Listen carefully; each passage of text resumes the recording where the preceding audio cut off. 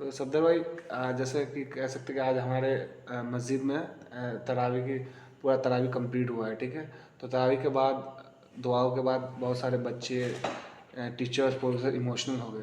تو یہ بتائیں ہمارے زندگی میں قرآن کی کیا اہمیت ہے؟ دیکھیے، قرآن کی بہت اہمیت ہے. قرآن ایک آسمانی کتاب ہے، خدا تعالیٰ کی کتاب مانی جاتی ہے.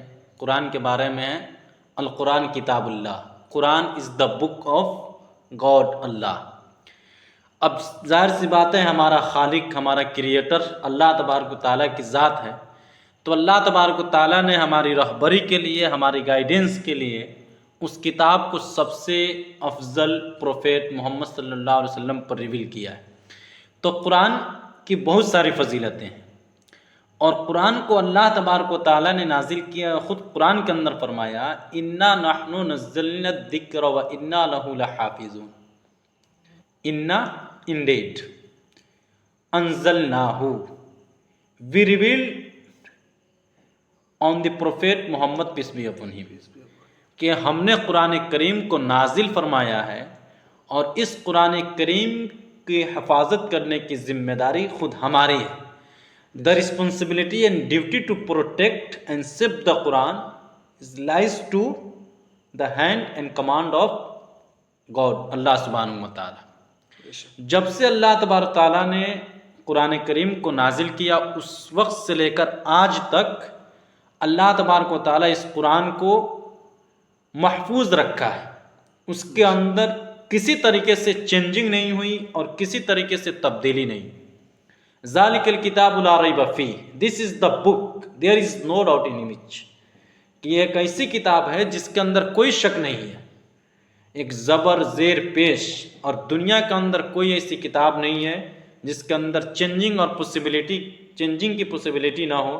لیکن قرآن کریم ایک ایسی کتاب ہے جس کے اندر کوئی چینجنگ نہیں ہو سکتی ہے. اور قرآن کریم کا محافظ کن کو بنایا اللہ تبارک و تعالیٰ نے؟ حفاظ کو بنایا ہے.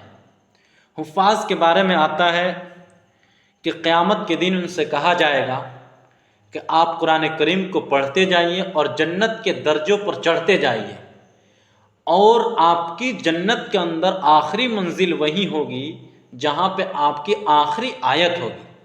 یعنی حافظ قرآن جب تک پڑھتا رہے گا تب تک اس کی جنت کے درجے کے اوپر چڑھتا رہے گا.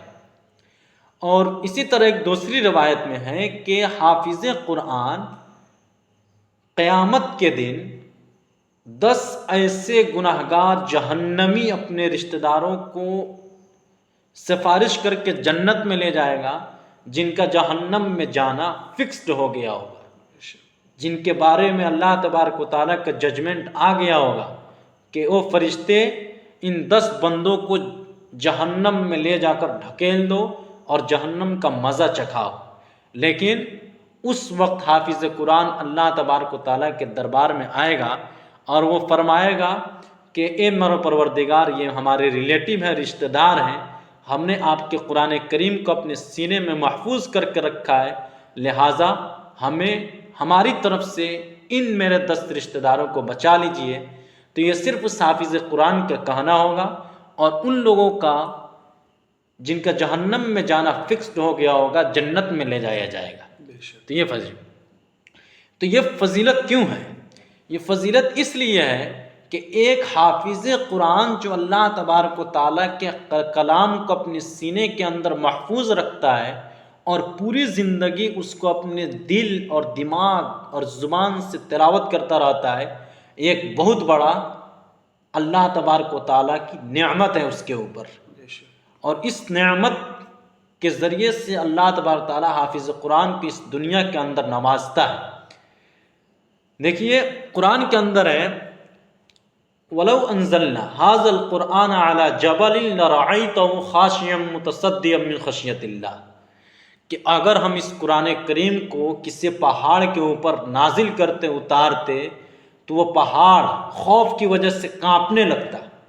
یعنی قرآن کریم کے اندر جو طاقت ہے، قرآن کریم کے اندر اللہ تبارک و تعالیٰ کی کلام کی جو عظمت اور قدرت ہے، اس کے اندر اتنا پاور ہے کہ پہاڑ بھی اس کو برداشت نہیں کر سکتا ہے، شجر و حجر دنیا کی جتنی بھی چیزیں ہیں اس کو برداشت نہیں کر سکتا ہے۔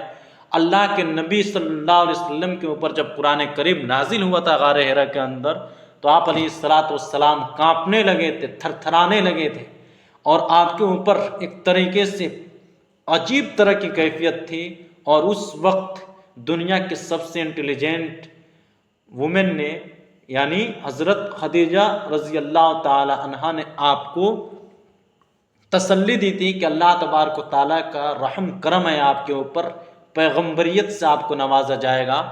ایسی شخصیت کے اوپر قرآن کا نزول ہوا، جس قرآن کو اگر پہاڑ کے اوپر دنیا کے کسی بھی چیز کے اوپر رکھ دیا جاتا تو وہ چکنا چور ہو جاتا، لیکن اللہ تبارک و تعالیٰ نے محمد صلی اللہ علیہ وسلم پر نازل فرمایا، اور حضور اکرم صلی اللہ علیہ وسلم کے جو وارثین ہیں حفاظ کرام، ان کو اس نعمت سے نوازا ہے۔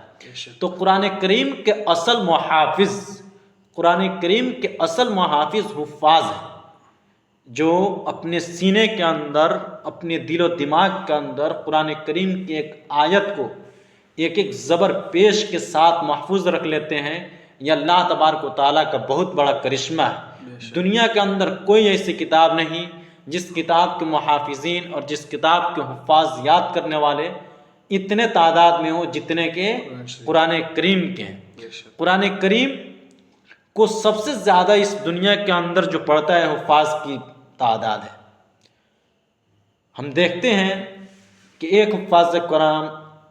ایک حافظ قرآن رمضان مبارک کی تیاری اس طور پہ کرتا ہے کہ ہر 4 گھنٹے کے اندر وہ قرآن کریم کو الحمدللہ رب العالمین سے والناس تک پڑھ لیتا ہے۔ یعنی ایک حافظ قرآن رمضان کی تراویح کی جب تیاری کرتا ہے تو 5 سے 6 گھنٹے کے اندر وہ پورے قرآن کریم کو 30 پارے کو پڑھ لیتا ہے، اور اس طریقے سے وہ 2 مہینہ ریگولرلی ڈیلی 3 ختم 4 ختم کر کے رمضان مبارک کی تیاری کرتا ہے۔ اور دوسرے جو مسلمان ہیں جو حافظ نہیں ہیں، جو دیکھ کر پڑھتے ہیں، وہ پورے سال کے اندر بھی نہیں پڑھ پاتے ہیں۔ ہمہ شمہ کی پوچھئے تو ہم پورے سال کے اندر بھی یہ ختم نہیں کر پاتے ہیں، لیکن حافظ قرآن ایک ایسی جماعت ہے جو قرآن کریم کو ہر دن کے اندر 3 یا 4 مرتبہ ختم کرتی ہے، الحمدللہ رب العالمین سے والناس تک۔ اور اس سے بڑی چیز تو یہ ہے کہ جب یہ بچے مدرسے کے اندر یا اپنے معلمین اور مدرسین ٹیچر کے پاس پڑھتے ہیں تو انتہائی اسٹرگل کے ساتھ پڑھتے ہیں، اور ان کے سامنے دل کے ساتھ میمورائزیشن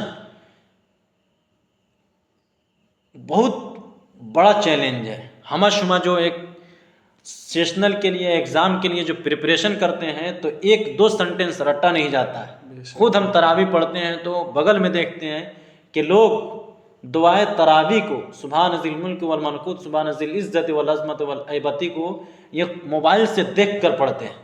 یعنی وہ انسان جو پوری زندگی کے اندر تراویح پڑھتا ہے لیکن تراویح کی دعا یاد نہیں رہتی ہے، وہ موبائل سے دیکھ کر پڑھتا ہے، تو سلام ہے ان سارے حفاظ کرام کو جو قرآن کریم کو زبر زیر پیش پورے صحیح کے ساتھ پڑھ کر تراویح کو کمپلیٹ کرتے ہیں۔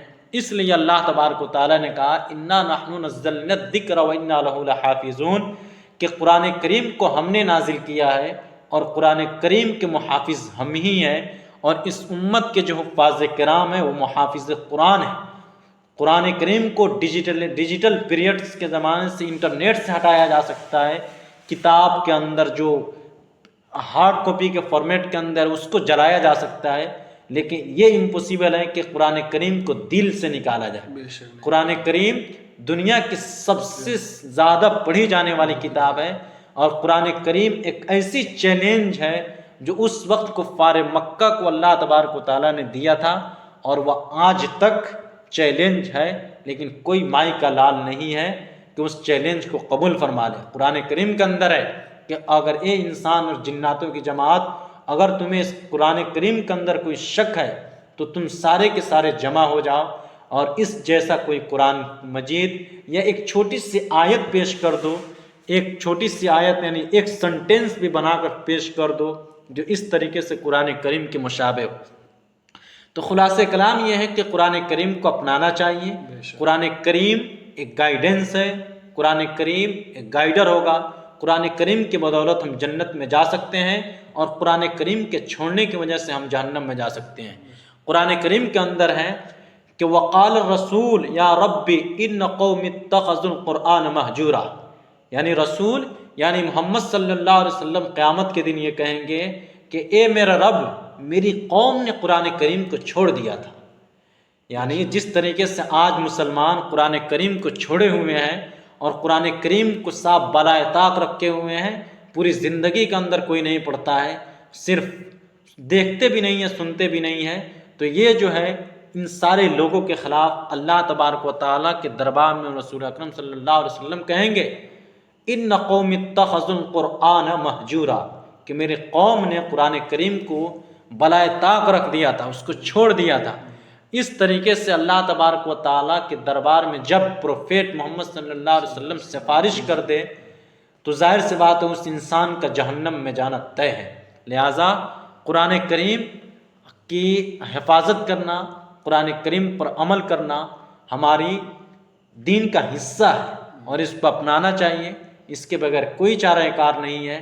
قرآن کریم اور بھی بہت سارے حدیثیں ہیں کہ لیس الذی ان الرجل لیس فی جوفی شیء من القرآن کالبیت الخرب، کہ ایسا انسان جس کے سینے کے اندر، جس کے دل و دماغ کے اندر کوئی قرآن کریم کی آیت نہ ہو تو وہ ایک ویران گھر کی طرح ہے۔ جس طرح ویران گھر کے اندر طرح طرح کے زوال ڈکلائن شروع ہو جاتا ہے، اسی طریقے سے اگر کوئی ایسا انسان ہے جس کے دل کے اندر قرآن کریم کی کوئی آیت نہیں ہے تو ایک ویران گھر ہے، جس گھر کے اندر کوئی نہیں پوچھتا ہے اور اس کے اندر ڈکلائن شروع ہو جاتا ہے اور گناہ کرتا ہی چلا جاتا ہے انسان، اور ایک طریقے سے برباد گھر کی طرح برباد ہو جاتا ہے۔ اس لیے ہم سب کو چاہیے کہ قرآن کریم پر عمل کریں، اپنے بچوں کو قرآن کریم سے بچائے۔ لاسٹ میں آپ سے یہ بتانا چاہتا ہوں کہ آج کے زمانے کے اندر ایک چیلنج ہے کہ کیسے ہم قرآن کریم کو پڑھائیں اور کیسے ماڈرن سائنس کو پڑھائیں، دونوں ضروری ہیں۔ اس لیے میں ریسنٹلی کام کر رہا ہوں ماڈرن مسلم ایجوکیشن سسٹم کے اوپر، ایک نیا نظام تعلیم ہونا چاہیے جو بزنس سے ہٹ کر ہو، جہاں پہ جو ایجوکیشن بزنس بنا ہوا ہے اس سے ڈیفرنٹلی الگ ہوگا، اور اس ایجوکیشن سسٹم کے اندر کوئی ایکسٹرا چارجز نہیں ہے، اور وہ صرف پبلک ہیں، یعنی پبلک اس کو چلائے گی، اور ایک کریکولم تیار کیا جا رہا ہے جس طریقے کے مطابق جس کے اکارڈنگ ہر بچے کو حافظ قرآن بھی بنایا جائے اور ہر بچہ دین سے جوڑتے ہوئے یونیورسٹیز کا رخ کرے، IITs IIM اور دنیا کے ورلڈ ٹاپ یونیورسٹیز ہے اس کے اندر ہائر ایجوکیشن حاصل کرے۔ انشاءاللہ اس کے بارے میں بعد میں ہم بات کریں گے۔ Thank you so much Sadar بھائی، thank you so much for this delightful and impressive knowledge, جسے ہمیں بہت کچھ سیکھنے کو ملا آپ سے۔ Thank you so much. Welcome, کوئی بھی ڈاؤٹ ہو، کوئی بھی شک ہو تو آپ رابطہ کر سکتے ہیں۔ بے شک۔